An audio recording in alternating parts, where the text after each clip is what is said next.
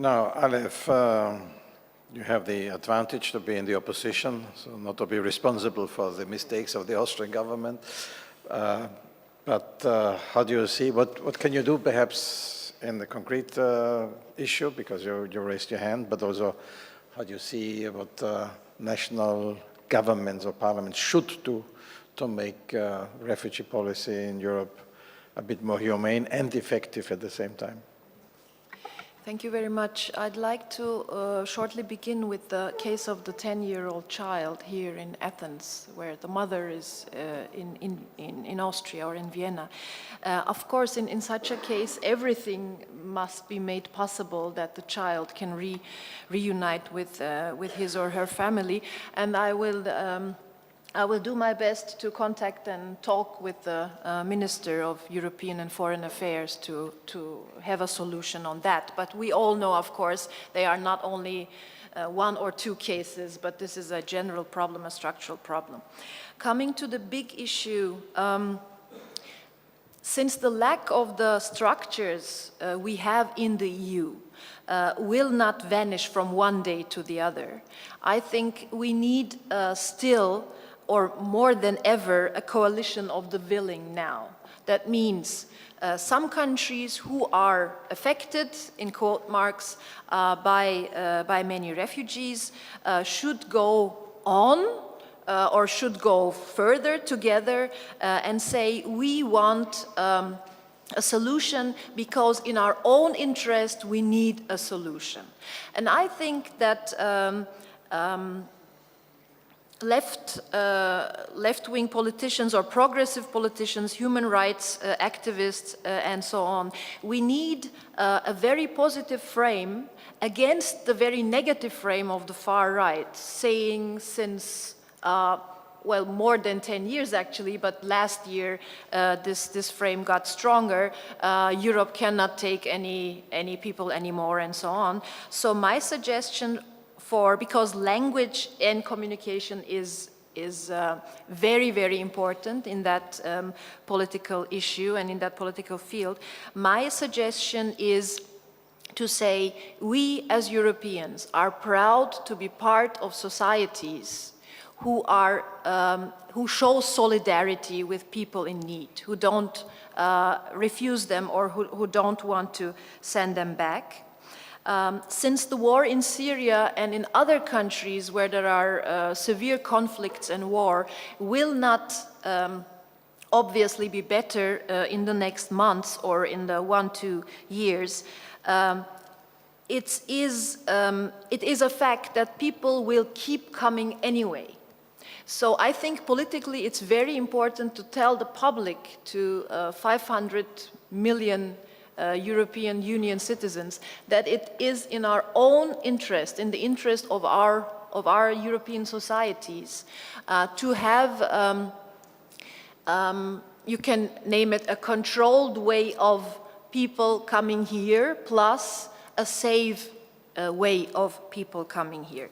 That would mean that we need urgently reception structures, and here I don't speak about so-called hotspots, because I think it's not a coincidence that the word hotspots is very, you know, hotspots could be anything.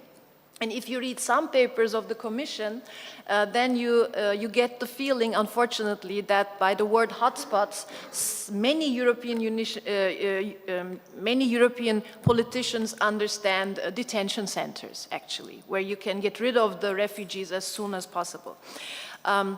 That's why we don't need any hotspots, but we need reception structures. And they should be there where people, at least in the moment, come to the European Union. One country is Greece, another country is Italy. These reception centers should, of course, be human rights, should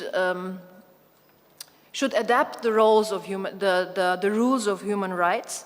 And this is very important, they must be financed by European money, not only by, because this is not an issue of Greece or Italy alone, it is a European issue. And we need fast relocation of those people who arrive these reception centers, because otherwise Greece and Italy will not be will not say yes to reception structures, because they will have further the fear that people will stuck there and will not be relocated. Concerning this fast relocation, I think, and here the Greens in the European Parliament made some concrete suggestions in February of this year, where it was said that we need concrete quotas, meaning percentages for every European Union country. And these quotas should be dependent on how big the country is and how big the population is, how rich a country, European Union country is, how strong the unemployment is, and how many refugees in the last years this country took over, or how many resettlement this country accepted. This system should also be financed with European money, and that can be that can overcome the challenge that with the Dublin system, we have at the moment a totally wrong system, which says if you are out of the game, if you say you don't take refugees, then you have lesser costs as a country. Look to Hungary, for example, where Mr. Orban says, I don't need refugees, I don't take refugees, so you take care of them. So we need another system of incentives, thank you. A positive system of incentives where European Union governments see, if I take responsibility for European Union, for humanitarian issues, then I will not be the one who is, who has to give away money, but I will be the one who gets support, also monetary support from the European Union. So it will, so I think in connection with the refugee issue, the European Parliament has, and it has begun, of course, has also talked about the European budget and how the budget is, which parts of the budget go from which country, because you cannot say a country wants solidarity from the other European Union countries in another political field, but concerning refugees, the same country says it's none of our business, you do it, Greece, Italy, or whoever should do it. So I think in the next months we should be working on these concrete measures with united powers, of course not only nationally but on a EU scale, and not only politicians, but politicians should get much more feedback from people who are experts, who are working on the field, who have contact with refugees. And although the situation is very harsh, as we know, I have hope that together we can make it, that we establish a positive system, a system of positive incentives. Thank you very much. Thank you very much. Now the last in the round is Piri. European Parliament has been mentioned. How is the debate going, and what could be done or should be done, especially to take up also the implementation points Gerald Knaus was mentioning, but also Alev and others. Kati, please. Thank you. Well, I think to answer your first question, Hannes, I think the debate in the European Parliament reflects, of course, very much the national debates and the left-right wing divisions. They are the same at the European level as we can see at the local level, as we can see at the national level. A couple of things from my part, what at least I will take also with me from this conference is of course, not to forget, it has been mentioned several times, about the, I think, more or less 50,000 people who arrived here before the deal was struck, after the borders were closed, and no one seems to care about your future now. Hassan, Mohammed, you are two of those many thousands of people here, and because this is not part of the deal, there is no problem anymore for the other countries. This is one of the reasons why relocation is not working. And I think it's also our responsibility to make sure your voices are heard and you are not forgotten. And in general, of course, the same goes to the Greek people. The lack of solidarity in Europe at this moment, I don't think it has ever been so weak. I think Europe was even more, there was more solidarity before some countries joined the European Union than now when you're part of it. So I think this is not just dealing with the refugee crisis, it's a much bigger issue, but it's also our responsibility. How can we bring back that solidarity among the citizens of Europe, let alone at political level? It makes me a very popular politician if I start bashing Eastern Europeans in Holland, or if I start bashing Greeks in Holland. You know, the media loves it, the people love it, but in the meantime, we are ruining the European Union. So I think that is a lesson, you know, how can we get back to that feeling of solidarity, which we know when people meet, it is there. So how can we create that back at the European level, at the political level? I think very much we should continue investing in improving the lives of refugees also in the region. Let's not forget about all those people in Lebanon, in Jordan, in Turkey, but of course also in the rest of the world. Most refugees, 96% of them, stay in the region. And I think one of the reasons for this crisis is that we didn't see it. We didn't care enough, we didn't invest enough. So let it be a lesson which we take for the long term, because already now you see again the funding going down for the UN World Food Programme, for instance. If people don't have food, of course this is a basic need, of course they move on. Mentioned very often, address lack of safe and legal routes, resettlement. Let's take the opportunity, I think it's 19th of September, that there will be again a high-level meeting on this at the UN in New York. Not just European countries, let's come together. And I'm sure there are also countries outside of Europe who are willing to make this coalition of the willing. Let's start. There's nothing to wait for. The lives of people in camps, or 90% outside of camps in the region, have stopped. They need a future. And the most vulnerable ones, they're also our responsibility. Another, which is perhaps a bit less popular, but for me, I'm convinced that we need to make a difference between those people fleeing war who cannot go back to a war-torn country and those people who come for other reasons to Europe.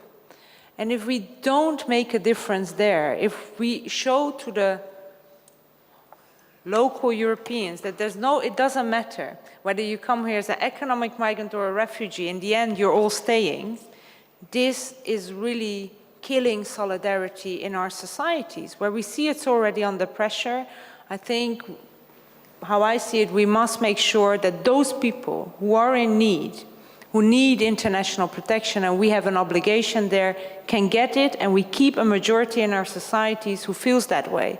And for that, I think it's more necessary to be more strict when it comes to economic migration. I think another thing which we are missing in the EU-Turkey deal is, and mentioned, of course, also by mayors here, and I'm sure if we would have had the participation of Turkish mayors, they would have raised the issue, not just focus on refugees, but focus on the community. How come in Turkey we are saying Syrian children should get Arabic lessons while Kurdish people in Turkey cannot get lessons in Kurdish? This is creating social tension, so we must think about it. The same, of course, for instance, in my country. When it comes to housing, people are on the waiting list for 10 years for social housing. we had 60,000 people arriving who, of course, need social housing. How can we enter into this dialogue? The same about employment. Suddenly there were employers ready to only pick out, you know, the highly educated people who finish university to immediately provide them with a job, while we also have a lot of unemployed people, you know, living in our communities. And this is something we need to make sure that we address these two issues together, because refugees are here to stay. There are European citizens soon, and we need to make sure that our society can function as one society without these dividing lines. And as a final point, I would like to say, Hannes, also thanks to you and to all the organizers and the participants. I know also yesterday, the first panel, you know, when you speak at the European level, this is the level where you see all the complexities. And of course, when you break down the complexities, it becomes a problem which we can handle, and I'm sure we will handle. And sometimes, sorry for bringing to you sometimes the negative discussions from Brussels, but I can guarantee you that you have empowered me for sure by bringing also the positive stories from the ground and showing that at every level change is possible. So thank you for that. Thank you. Now, I want to open the discussion, but there is an immediate reaction from Michael. And then immediate reaction, because maybe I can clarify one thing, because I don't understand it. In the last time I hear from all the politicians, from the far right to the far left, from all of them, that we have to decide between asylum seekers and people who come from economic reasons. That was ever so. That's the asylum process. In the asylum process, you decide who gets asylum and who do not get asylum. Therefore, we have countries in Europe where you have the chance that 2% of the Afghan people get asylum. So we have to have one European asylum system where we can make this decision, and I think it's purely populistic that now we say we have to decide it because it was ever so. The asylum process is this decision between asylum and not asylum, and we have to respect it. And I don't understand it, and maybe you can clarify it, because it makes me really angry. yes. Pleased to clarify it, because my purpose is certainly not to anger you. But he's easily angered. It's true that legally there is a process, but effectively we don't have an effective return policy. So this means that perhaps people are no longer in the system, but they are there. They are in Holland illegally. These people are not returned. And we fail an effective return policy. And if we don't work on that, we really lose the solidarity among people. Because then it means you go through the legal process. Hassan can stay legally because he's from a war-torn country. Another person who came for other reasons will get a no to the asylum claim, but will never return to that country. Will also stay in the Netherlands, probably illegally. And, you know, if we don't make a differentiation there, and I would say there's no need to come all the way to Netherlands. I think you can make that differentiation the moment you enter the European Union. It's more fair for the people. It's a deterrent for those people who do not have the right for international protection. And, but I know there are differences of opinion here. I'm expressing my opinion because I feel we are losing the solidarity even for refugees. And the only way we can do it is to have an effective return policy. I hope I clarified it and made you a bit less angry. But then you have to speak about return policy and not that we have to make the decision asylum or economic reasons. Because we have this process and we have to respect this process.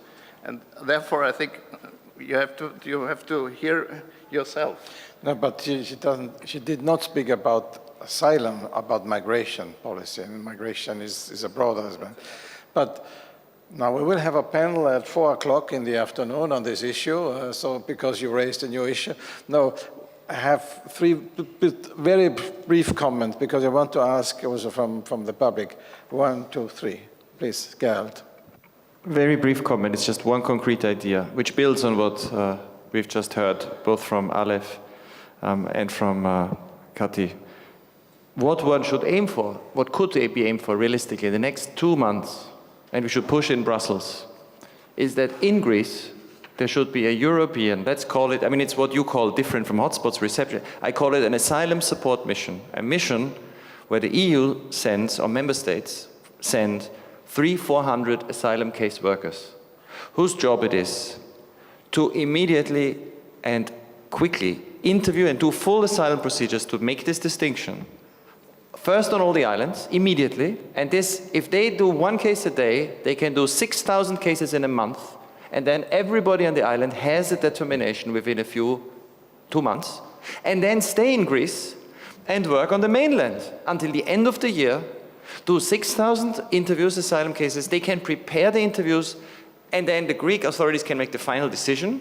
It's Greece, they can look at the material, but the interviews and the recommendation can be prepared. That would be the entry point into a concrete thing. And why this is realistic is because on the 19th of March, the day after the EU-Turkey agreement was reached, France offered 100 people, Germany offered 100 people, Belgium offered 50 people, Sweden offered 50 of case workers.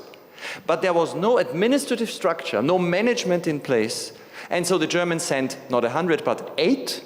And some countries I talked to sent people and they pulled them out again because they say they were hanging around, had nothing to do, you know, and this is embarrassing and we have more to do in Sweden. So this is something concrete, and I think if this group could call for this, have this in Greece now, by the end of the summer, this would help Greece, help refugees, have faster processes, and be very good as a precedent that you can then also use in Italy. Lefteris? Very briefly, for the discussion between Kati and Michael, it's true that we are profiling, and the EU is profiling from a national point of view. And now we are starting to differentiate. For example, people from Damascus are not considered to come from a war zone. Yes, but it starts. The Iraqis are out of the relocation scheme because their rate of approval fell under 75%. So slowly we are closing the system down, and we are diminishing the chances of people to be accepted in the asylum procedure. So we are profiling, we have to be honest about it, and this is not a good solution. Afghanistan is on war for 45 years, and we are discussing about Afghans if they come from a war zone. Come on, we are separating Afghanistan. We say, yes, there is no war there, but there is a war here, but there is no war there. 45 years of war, and we are discussing about Afghans coming from or not from a war zone. So this is a bit hypocritical. Yes, I know. Thank you. Alev? Okay, two short sentences on this issue again. I think we should, when we discuss this issue, we should always keep in mind and also speak it out that unfortunately in Europe we don't have a system for legal economic migration either. I mean, the blue card is not working and so on and so on. I will not deepen that. But the truth is, if you don't have a legal system where someone can openly say, I am an economic migrant and I want to feed my children because I cannot do that in my country. So what is the legal way to do it into the European Union? And we say, no, there is no legal way. Then we shouldn't be astonished that some people think, okay, if an asylum procedure is the only way to get into the EU, then I will try it over asylum. So it's in our hands as Europeans to change that. Thank you. Thank you. Oh, so many, yes. Marilena, then you, and then... Marilena, can I have a microphone? Can we have microphones? Yeah.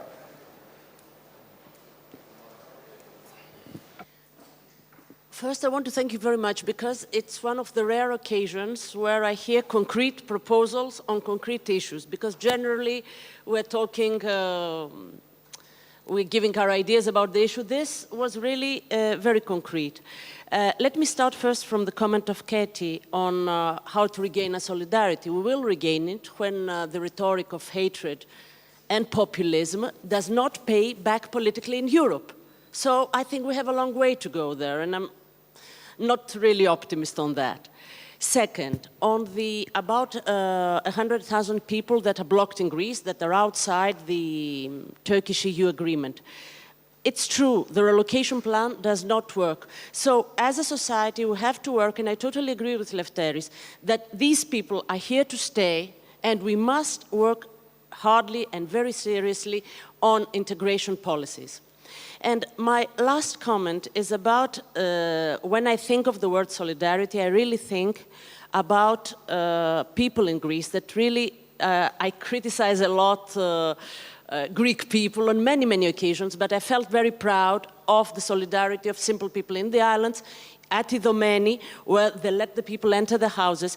Of course, these communities now, after 1.5 years, are out of breath. There are poor people that cannot continue this on. So it would be very important to have, as we're facing a long-term humanitarian crisis inside Greece, to have assistance from NGOs and from organizations abroad, mainly from European Union.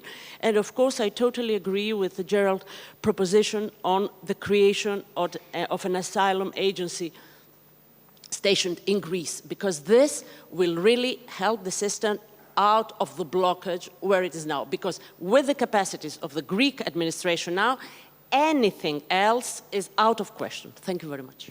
Thank you. Next speaker immediately here, yes. Yes, good morning. I'm from Metadrasi, it's a Greek NGO.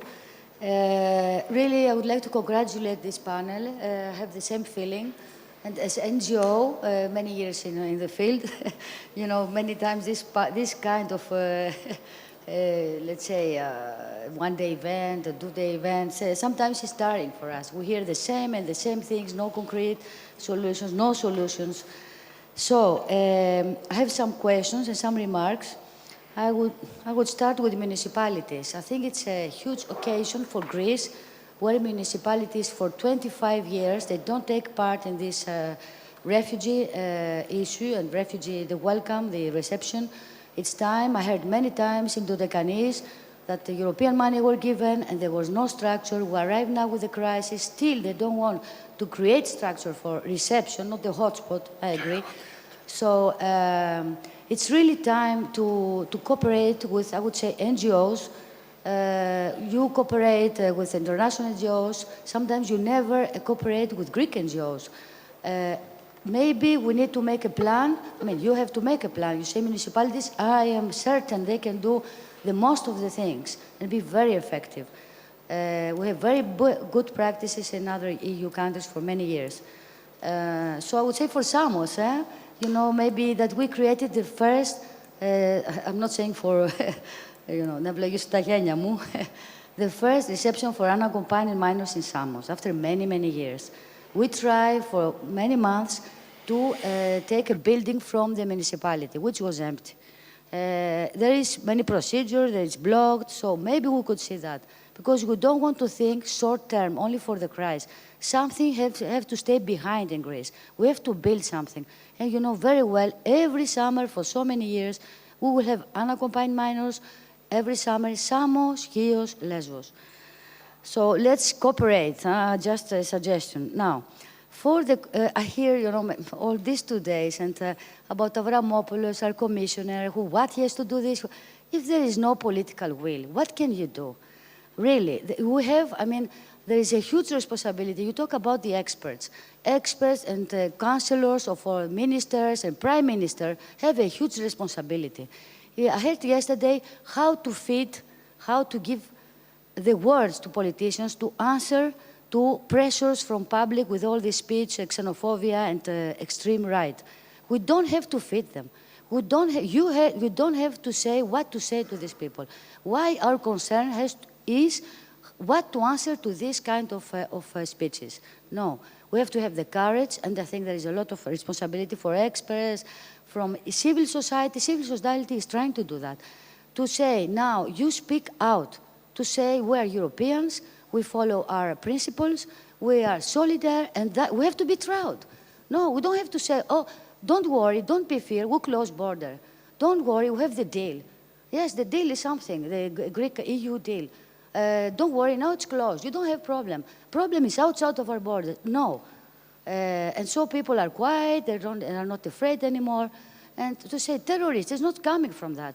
It's 3 generations that now they are not integrated. We have the banlieue in France. And the decision we took 20 years ago, now we pay, let's say, entre guillemets, how you say? Sorry? Sorry? To finish? Okay, I'll go very quickly, I'm sorry. Thank you. Go quickly that, yes, we have to do that. The asylum service, I'm very sorry. Even if you send 300-400 employees, this will never work. They don't have interpreters. We said already yesterday that. They don't have containers. They don't have the infrastructure.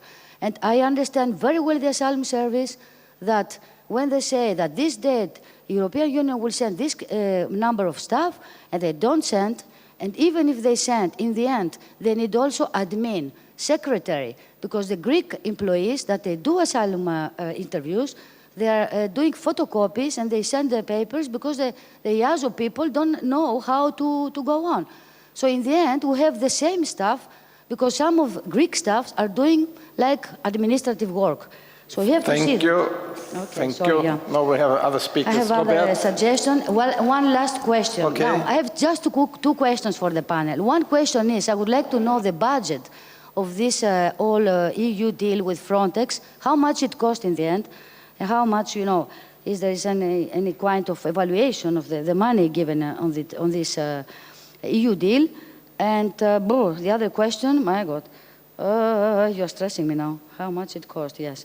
Okay, that's all. And the other one is Austria didn't accept, this is a very good idea, and we're trying that with Portugal and France. They are open. Many European parliamentary and even governments, they want to go on with humanitarian visa.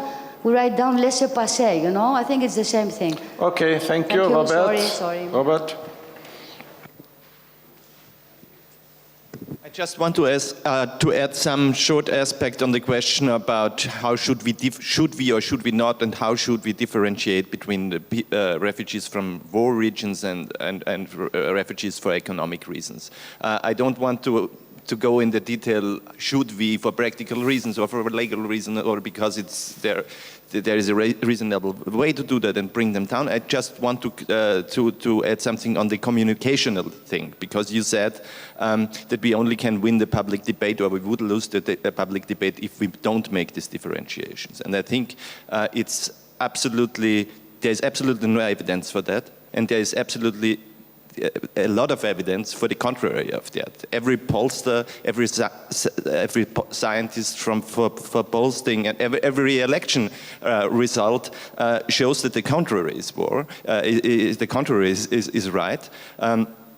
That it doesn't make a sense to send a split message to the public, to send the message, okay, we are humanitarian on that way and we are hard-heartedly on the other way. It does make much more sense to have a comprehensive message which says we have, for example, for progressive politicians, we have a comprehensive humanitarian point of view. Nevertheless, if this person is a person who saves his life from a war zone, or if this person is a mother who leaves a region to save the life of her hungry children, that shows every evidence. There is no evidence that the progressive forces won the debate by splitting this message. Well, as a matter of fact, I'd like to share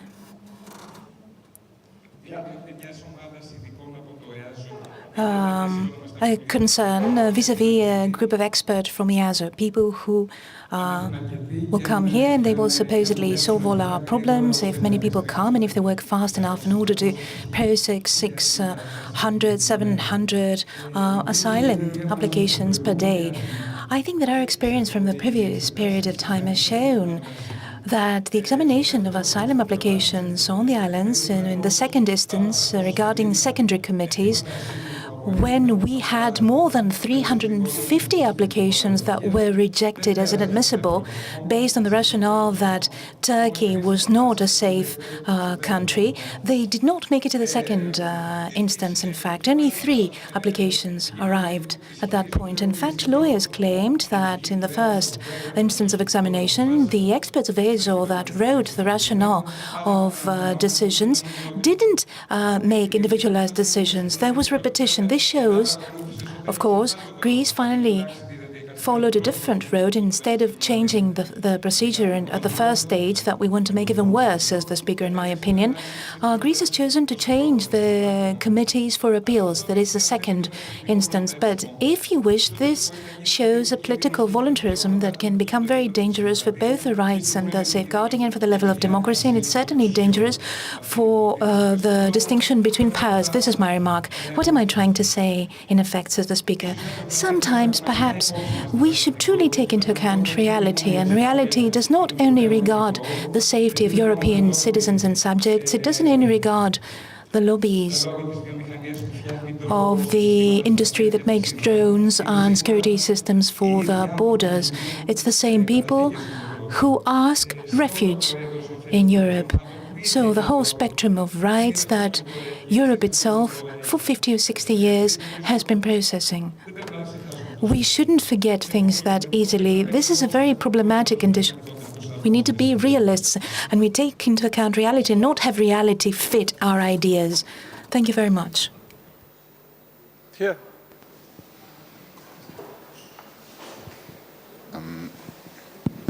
So we talked a lot about the management and the mismanagement of the whole refugee issue 2 days long now. One aspect we haven't talked is like that refugees are not only objects of plans for relocation, resettlement, integration and so on, but they are political subjects with desires, wishes, ideas and plans for their own lives. And as we also know historically from class struggles, from feminist movements, from migrants movements, from civil rights movements and so on, rights are not given but taken. So I hope that everyone who is responsible for the management or dealing with the management is not too much surprised when people demand rights at one point. And the second thing is also an hope that the way of expression of refugees demanding their rights will be hopefully productive for our societies and not destructive. And we are risking a lot destructive energy with all this mismanagement of the refugee so-called crisis, and with waiting and with not accepting the people as political subjects. Thank you. As far as I know, there is no other comment. Anyway, we are late in time. I would ask everybody if he wants or she wants, it's not a must, to make a 1-minute statement. And I will start with, this time from this round, Lefteris. Yeah, I will start from the last observation. We hear a lot of stories, humane stories, very moving and very touching stories. But it's also true that we have a management side, and especially cities, municipalities, organizations, they have to see the management side. It sounds very cruel sometimes and very cynical, but you have to have a managerial point of view, because it cannot be one or the other. They have to be combined. It's very easy to select one of the two sides. It's very easy to be moving and very touching and, sentimental. But on the other hand, it's very easy to just treat them as objects and not subjects. So you have to find the fine line between the two. And I think that the municipalities, especially the cities, need to address this issue. Unfortunately, specialization is not something that we have already at hand. So we need to take all the experience that is being created, and this is one of the major issues for the public sector. There is a lot of experience created in the private sector, but it's not coming in the public sector. So we need to take all that experience, collaborate, and keep it in. Thank you. Thank you. Alev? Well, I will repeat something which I said already, because I think it's very, very crucial in our communication and in our politics to say that it is in the interest of our own societies including refugees to come, of course, that we have a good manner to cope with the situation. And again to say people will keep coming. So fences or harder laws have been tried the last 20 years anyway in different countries. The laws has been changed in Austria the last 20 years now concerning migration and asylum, and they got worse and worse and worse. It didn't help. And I think it's very important to take away from the far-right movements this argumentation, they would, or the lie, they would act in the interest of our societies. It's the other way around. They are trying to destroy our societies with that. What they do, as John said, the negative energy which will be there if we are just bad to the people, hoping they will not come when we are bad enough, this will not function. But last sentence, I think it's very, very crucial not to stay at the critic of far-right movements, but say what we do is in favor of our societies. That's why we want to do it. That's the good way to do it. Thank you. Yeah, Michael. 2 short points. Firstly, I'm very thankful that this idea of humanitarian visas is also in other parts on the way, because I think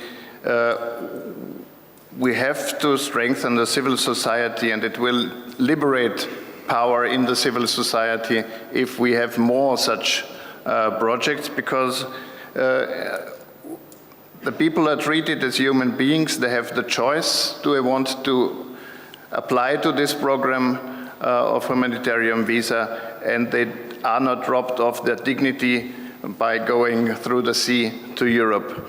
And the second point I want to underline what Robert Misik said. I think we are much too defensive in our discussion about refugees. We always want to give an answer to the right wing, and I don't think that the democratic Europe will win the battle against the right extremists on the field of refugees. There is the field of labor force, justice, welfare state, housing. These are the fields where we have to win this fight, and not only with the refugees. If we say we are a little bit like them, and so they are calm. I don't believe in that. Thank you, Anthony. Thank you. 2 very short comments. I associate, of course, with what has been said by Michael. One point of information next to the solidarity shown by the Greek people that Professor Koppa just said before, that it's a penal crime if people assist refugees. Can be prosecuted for facilitating illegal trafficking and movement of illegal refugees, etc. This has been a big problem. People could not help refugees coming to the islands and elsewhere. They could not take them in their cars to bring them to the hospital, bring them somewhere, because there was a big danger that they will prosecute it. And this has happened, and there was a police, let's say, order that nobody can help because this is which is, in fact exists. And the second, of course, I have to be thankful with the Organizer Now initiative. I think it was a very good chance to go through all these issues. But nevertheless, I have to notice that nobody from the administration of the Greek government was there. So this shows again that things are not going very well to our own satisfaction. Well, I must say that the Minister for Migration was invited, was accepted, and only this morning or yesterday, late in the evening, he said he couldn't come because of an important meeting. This is understandable, but nevertheless, the views from the Greek government, nor our views to the Greek government were not here. We can send them a report about Katalin. Thank you. Quickly on the questions, perhaps not widely agreed, but I don't think Europe can allow everyone in, so you'll need to keep making a distinction, especially because we have a welfare system. And the whole welfare system, for me, is based on exclusion. And I don't want to have, as a progressive politician, I don't want a society where we have first and second-rated citizens. So if you don't want that distinction in your society, that means there are limitations. And I think it's also good for progressive politicians to speak that out and to have that discussion and not immediately be put into the right-wing frame. Second issue, I think why we lost it as progressive politicians is because we had no answers. People are asking us, okay, we see people coming in. How many more are coming in? We had no clue if it would be 100,000, 500,000, 2 million, because it was human smugglers who were deciding who was coming in. The same, people are asking us, okay, we see, you know, these are nice people who are now living here, but are you sure that there are only good people coming in? We didn't know because we didn't select who's coming in. We didn't do a process. We didn't even register. I'm sorry, we are losing really the majority of good-willing people if we are not willing to discuss these issues. And I think resettlement can be an answer to both these questions. And that's why we should really fight for it. Greek NGOs, I would be very much in favor that also the international NGOs who get funding to work in Greece need to spend a certain percentage on hiring Greek staff. We have such a, but it's not an obligation as far as I know. They do it? If they don't do it, they could never work. Okay. I think we can make it, well, it's an issue what I heard from Greek doctors who are unemployed and who say, why are the Dutch doctors here on the island? Well, I would be very pleased to work as well. We take specific cases. Okay, an answer to the... And the last thing, I think where we really lost, and perhaps it's a reflection for us for the future, we started with the EU-Turkey deal sending back refugees who are in need of international protection, where we do have an obligation as Europe. And that's why we have the whole debate about is Turkey a safe third country or not. That's why all the efforts are going into difficult procedures, appeal procedures, while I think, you know, let's be honest, we're not talking about a large number of people. This is also where progressive politicians lost the NGOs. This is why I hear also a lot of anger from the NGOs about how Europe has been facing. So perhaps it's time to also reflect on this part of the deal. Thank you. Thank you. Hassan? Just one point about the cash money. I think, in my opinion, it's a good solution because some camps, like for example the port, all of the families like kind of out of money, and it's the problem why they want to stay in the port, because inside Athens, and it's close to the asylum offices and the relocation, the office of asylum. And if they will go out of Athens or the camps, they will lose the last hope, the appointment, or the, yes. They told me, and they was crying all the time, why they will stay in the port under the tent. That's... Thank you. Gerald? Well, let me, we've made a lot of concrete proposals, but let me finish with something rather different that I think should get our blood boiling and give us the energy to actually fight the common battle together. Because I think we cannot underestimate the danger that the Refugee Convention is under at the moment. If you look around the table in Brussels of the 28 EU governments a few months ago, I mean, look at the prime ministers, all of them have a democratic mandate. How many would have spoken out for the progressive agenda that we've had discussed here? And there was a very strong block of prime ministers already. And this does not include Geert Wilders, and this does not include Marine Le Pen, and this does not include the FPÖ or the AfD or other far-right parties, mainstream parties. Let me just end with a quote from a speech one of these prime ministers made 3 months ago, because this is what we are dealing with. This speech starts, "Europe is not free. It is forbidden to say that immigration brings crime and terrorism. It is forbidden to say that the masses of people pose a threat to our way of life. It is forbidden to say that this is an orchestrated campaign, a mass of people directed to us. And it is forbidden to say that in Brussels they are constructing schemes to transport foreigners here to eliminate the nation state. Mass migration is like a steady current of water which washes away the shore.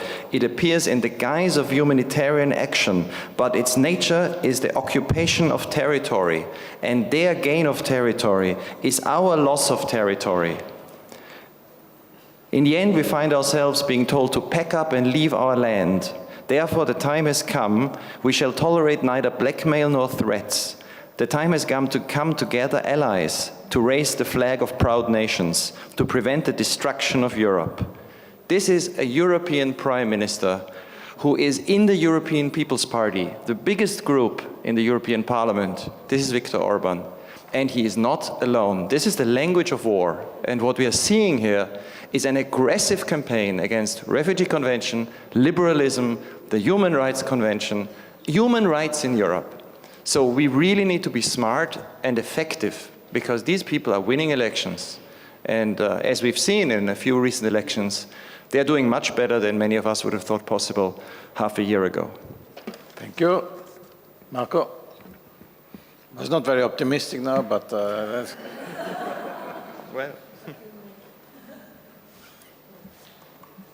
I've noted down 3 words.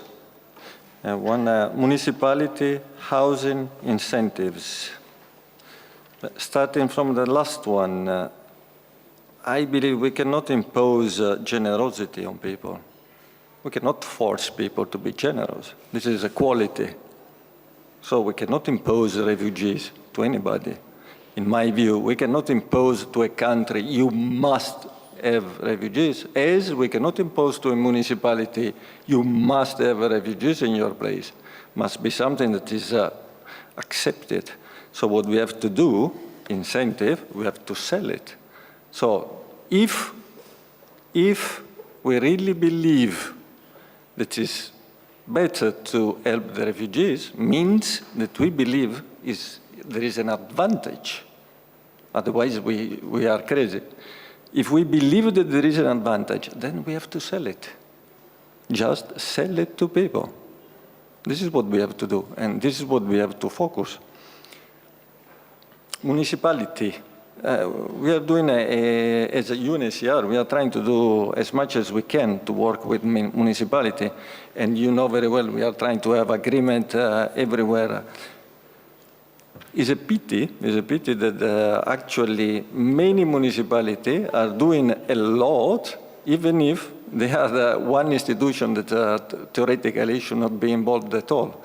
But I have to praise all the mayor and the deputy mayor I've been working with, because the municipality are the people on the ground every day over there. If we have a problem in a camp, they are there. They're the only institution actually that is present every day. Housing. You said something about the Greek mentality.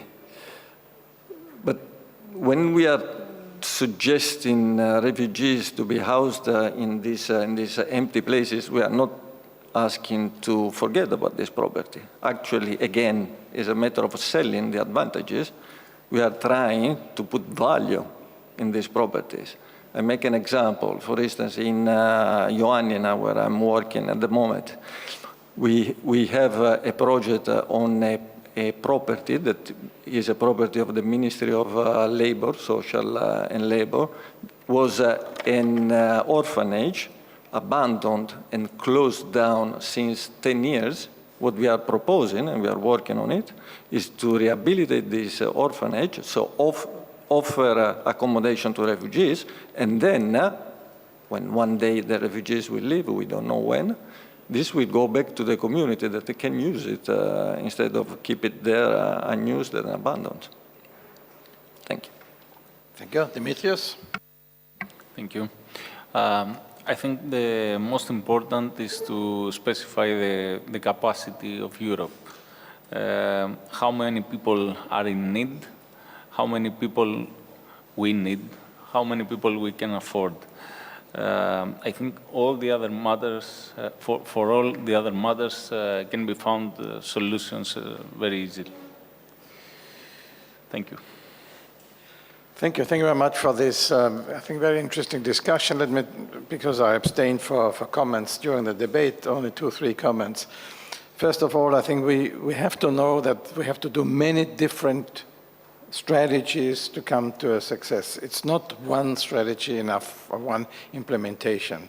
For example, I'm very much on a fought for many years in European Parliament for legal ways of migration, but it will not take any kind of pressure from illegal migration away, because we never can, coming back to the capacity, take everybody who wants to come. So yes, legal migration, so that we can say there is a legal way, and there is no other way. It's the same with the deal, with the EU-Turkey deal. What we wanted is to prevent, but there will be a pressure.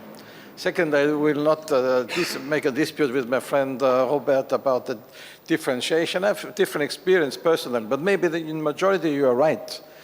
But I don't want that people like Hassan or others who are in need because they cannot live at home don't find a place in Europe because others are here. So the priority has to be given to people from the war zones. And that is, I think, something we have to say, that the others may hopefully go sometimes in a legal migration according to also to the necessities, the possibilities, the opportunities. But there must be a priority given, unfortunately, to people who come from the war zones. And secondly, to prevent wars is one issue.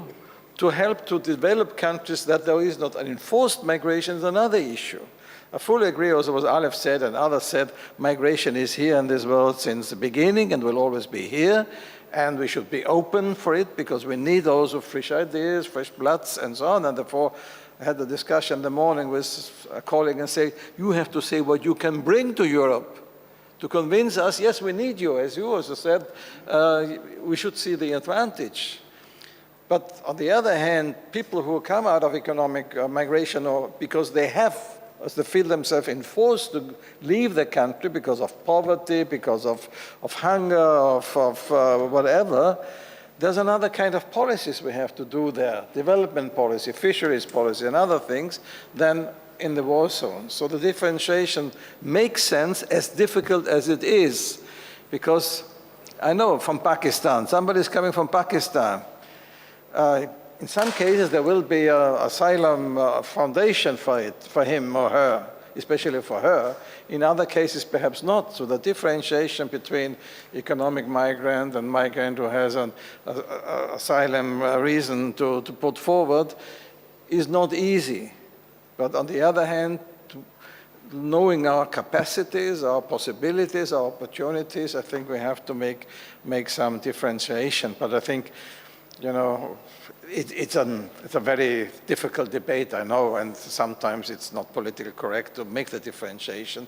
But I think in reality we have to do sometimes very, let's say, not easy differentiation and decisions. Again, I think many of the points have been raised here by you, by colleagues, which we want to take up in order to make, let's say, a clear recommendation to our national level and, of course, also to the European level. I think we agree that a progressive refugee policy is something which is to the benefit of refugees and Europe. If we cannot convince our citizens that it is also to our benefit, to the needs of European development, we will not be successful. And therefore, the humanitarian issue has to be mixed with an issue of development for Europe. In that sense, thank you very much.